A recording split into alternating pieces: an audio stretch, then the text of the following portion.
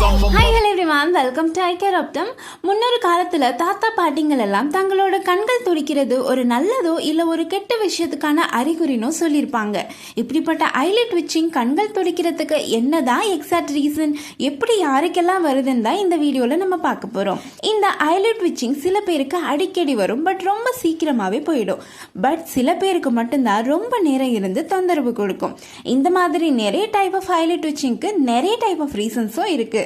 Number 1, ரொம்ப காமனா 90% மக்களுக்கு இந்த ரீசன்னால மட்டுமே இந்த ஐலிட் விச்சிங் வருது. அது வேற எதுவும் இல்லைங்க, மன அழுத்தம், ஸ்ட்ரெஸ்னால மட்டுமே நிறைய பேருக்கு வர நிறைய சான்சஸ் இருக்கு. அந்த second one, cocaine and coffee பழக்கம் அதிகமா இருக்கவங்களுக்கு இந்த மாதிரி ஐலிட் விச்சிங் அடிக்கடி வர சான்சஸ் இருக்கு.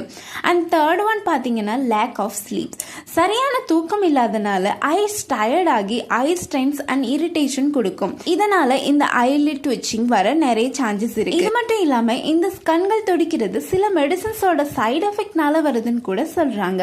ஃபைனலி இதுக்கு என்னதான் ட்ரீட்மெண்ட் பாத்தீங்கன்னா, ஆப்வியஸ்லி இந்த ட்விச்சிங்கான ரீசன் சரி பண்றது மட்டுமே. சரியான தூக்கமும் அளவான ஹெல்த்தியான ஃபுட் மூலமும் ஸ்ட்ரெஸ் இல்லாத லைஃப் மூவ் பண்றது மூலமாவே சரி பண்ணலாம். சில சரி பண்ண முடியாத ரீசன்ஸ் இருக்கும்போது மட்டுமே நீங்க உங்க டாக்டரை விசிட் பண்ணலாம்.